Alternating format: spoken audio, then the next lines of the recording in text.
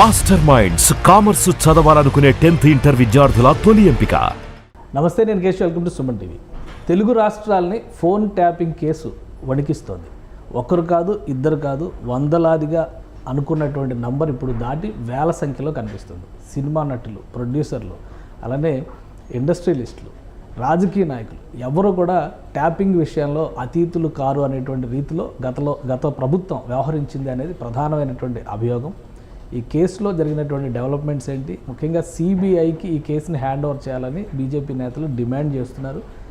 స్థానికంగా ఏర్పాటు చేసినటువంటి సిట్ సమర్థంగా వ్యవహరిస్తుందా లేదా, ఈ అంశాలను విశ్లేషించేటువంటి ప్రయత్నం చేద్దాం. మనతో పాటు హైదరాబాద్ బీజేపీ నేత కిలార్ మనోహర్ గారు ఉన్నారు. మనోహర్ గారు నమస్తే. ఫోన్ ట్యాపింగ్ కేసు, అసలు ఈ కేసు గురించి వింటేనే చాలా ఆసక్తికరమైనటువంటి అంశాలు వస్తున్నాయి. 2 రోజుల నుంచి అయితే సోషల్ మీడియాలో విపరీతమైనటువంటి వైరల్స్, ముఖ్యంగా ఫిల్మ్ ఇండస్ట్రీకి సంబంధించి ఎవరెవరి మీద ఈ ట్యాపింగ్ ప్రభావం పడింది అనేది ఎక్కువ ఫోకస్ చేస్తున్నారు.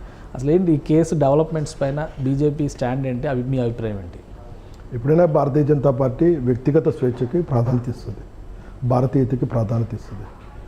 ఈరోజు వస్తున్న న్యూస్ చూస్తుంటే ఒక వికృత క్రీడలాగా ఉందన్నమాట. మీరు ఒక్క సినిమా ఇండస్ట్రీ కాదు, ఒక బిజినెస్ సర్కిల్లా కాదు, వారు ఎవరిని వదిలిపెట్టలా. పొలిటీషియన్స్ని, పక్క రాష్ట్రాలు ఎవరిని వదిలిపెట్టారు? దీనికి అసలు వాళ్ళు లిమిట్ దాటి వెళ్ళిపోయారు. అసలు ఇది యాక్చువల్ ట్రాపింగ్ అన్నది కొంత మనం నక్సలిజాన్ని లేకపోతే యాంటీ టెర్రరిజాన్ని వీళ్ళ కోసం చేస్తాం. దాన్ని దాటి ఓన్లీ ఒక పొలిటికల్ క్రీడ.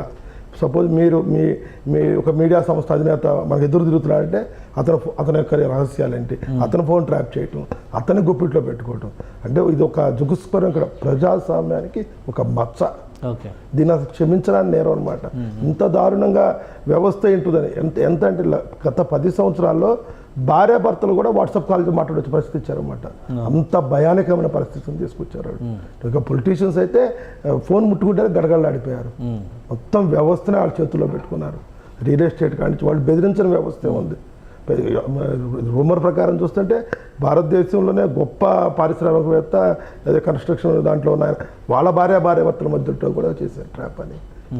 ఎంత దారుణం అంటే ఇక దానికి వాడికి డబ్బే పరమావధిగా. మనం అందరం దీంట్లో ఏంటంటే డబ్బు గురించి మాట్లాడితే పక్క రాష్ట్ర మాజీ ముఖ్యమంత్రిని ప్రామాణికం తీసుకుంటారు. సూట్ కేస్ కంపెనీలని కానీ ఏదైనా లక్షల కోట్లని ఆయన మించి ఇక్కడ చేశారు మన నాయకుడు. ఈయన చెప్పాలంటే అక్కడ మనం హిట్లర్ని వాళ్ళని చెప్పాలేము. అంత స్థితిలో ఒక దోపిడీ వ్యవస్థ తయారు చేసుకున్నాడు. కానీ అంటే ఇవన్నీ ఒట్టి ఆరోపణలు మాత్రమే, ఎక్కడా కూడా అధికార పరిధిని దాటలేదు అని బీఆర్ఎస్ నాయకులు చెప్తున్నారు. ఇరికించేటువంటి కుట్ర, అసలు ఆధారాలు లేని కేసు అంటున్నారు. ఈ సిట్ ఇన్వెస్టిగేషన్ పైన మీ అభిప్రాయం ఏంటి? సిట్ అంటే ఎప్పుడైనా సరే సిట్ అయినా ఏదైనా సరే జ్యుడిషియల్ ఎంక్వైరీస్ ఏదైనా మనం హానర్ చేయాలి. కాదే ఇప్పుడు దేనికైనా ఉంటుంది చూడండి. మనం ఒక డాక్టర్ దగ్గరికి వెళ్తాం, ఆ డాక్టర్ తన స్పెషలైజేషన్ డాక్టర్ దగ్గరికి వెళ్తాం. సిట్టు ఓకే, కానీ దానికన్నా సిబిఐ ఇంకా తరువుగా ఉంటుంది. మేము చేసే డిమాండ్ ఏంటంటే సిబిఐకి ఇస్తే ఇంకా పారదర్శకంగా చేస్తాం, ఇంకా తొందరగా చేస్తాం. మీరు ఎంతో డిలే చేస్తున్నారు. మీ గవర్నమెంట్ వచ్చి ఆల్మోస్ట్ 1.5 years అయిపోతుంది. అయినా కూడా ఎక్కడ ఇస్తే అక్కడే ఉంది. ప్రభాకర్ రావు గారిని నరేంద్ర మోడీ గారు ఇన్వాల్వ్ అయితే కానీ అది రాలేకపోయింది. మీ రిక్వెస్ట్ మేము ఇమీడియట్లీ యాక్సెప్ట్ చేసాం. ఇది చాలా అతను చేసింది చాలా తప్పు. ఈ రోజు కూడా ఆయన ప్రత్యాత్తం కనపడతల్లా. ఇంకా ఎదురుగా దేనికైనా ఎదురు మాట్లాడుతున్నారు. అది కరెక్ట్గా ఎక్కడోసారి రావాలి మార్పు. నేను చేసిన తప్పు అన్న భావన కూడా లేదు. ఒక సామాజిక వర్గాన్ని మొత్తాన్ని మెయింటైన్ చేసుకుని వాళ్ళతో ఈ యొక్క ఒక రాష్ట్ర ప్రభుత్వం తలుచుకుంటే ఇలా ట్యాపింగ్ చేయొచ్చా? ఇందులో కేంద్రం జోక్యం చేసుకోవడానికి కానీ ఇంత యథేచ్ఛగా జరుగుతుంది. గతంలో కూడా, ఎందుకంటే షర్మిల గారు ఒక స్టేట్మెంట్ ఇచ్చారు, నేను తెలంగాణలో పార్టీ పెట్టినప్పుడు నన్ను తొక్కడానికి ఈ ట్యాపింగ్ వ్యవహారాన్ని ఉపయోగించారు. అప్పుడు కూడా కంప్లైంట్ ఇచ్చారు, డీజీపీకి కూడా కంప్లైంట్ ఇచ్చారు, నా ఫోన్ ట్యాప్ చేస్తున్నారని. అప్పుడు యాక్షన్ తీసుకోలేదు, సెంట్రల్ అథారిటీస్ ఏవి రెస్పాండ్ కాలేదు. ఇప్పుడు అంతా జరిగిపోయిన తర్వాత తప్పు జరిగింది అని చెప్పని అందరూ మళ్ళీ చేతులు కాలేక ఆకులు పట్టుకున్నట్టుగా నడుస్తుంది. అంటే ఒక రాష్ట్ర ప్రభుత్వం తలుచుకుంటే అన్ని రకాల అధికారాలను ఉపయోగించి ఎవరిని లెక్క చేయకుండా ఎవరి సమాచారాన్ని అయినా కానీ ఈ ఫోన్ ట్యాపింగ్ ద్వారా కానీ ఇతర మార్గాల్లో కానీ సేకరించవచ్చా? దీనికి ఇది లేదా? నో డౌట్ అండి.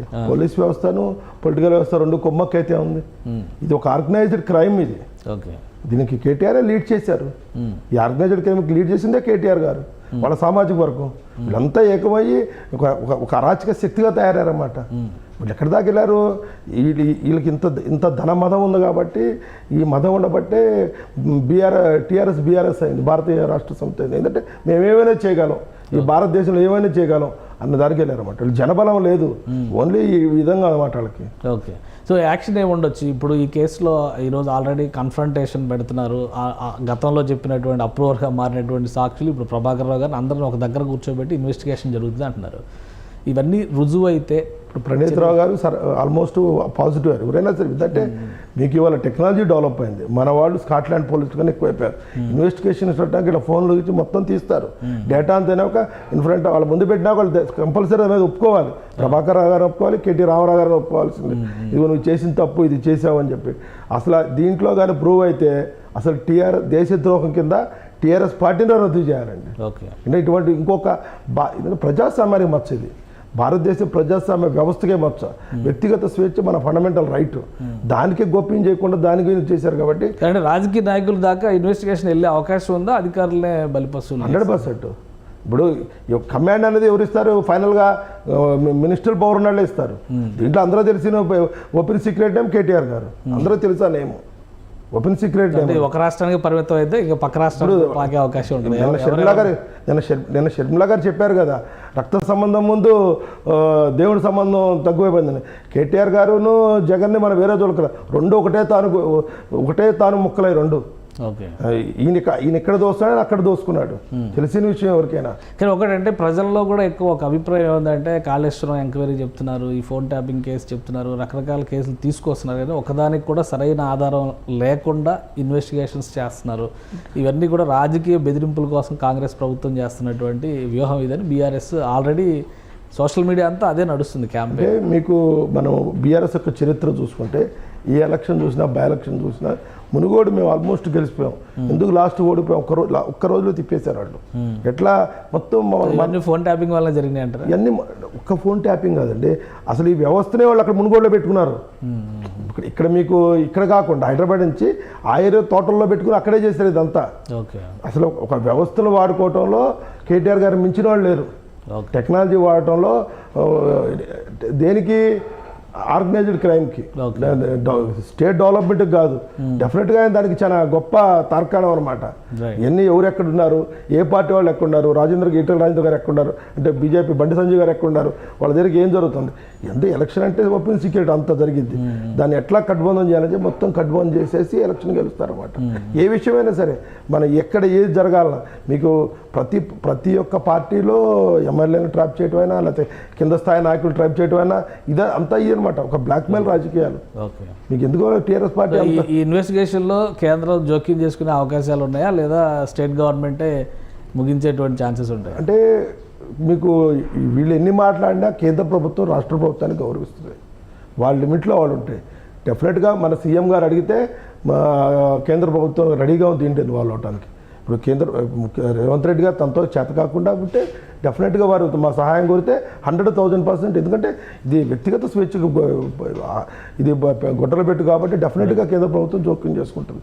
అట్లానే స్టేట్ గవర్నమెంట్ ఓవర్ రైట్ చేయదు.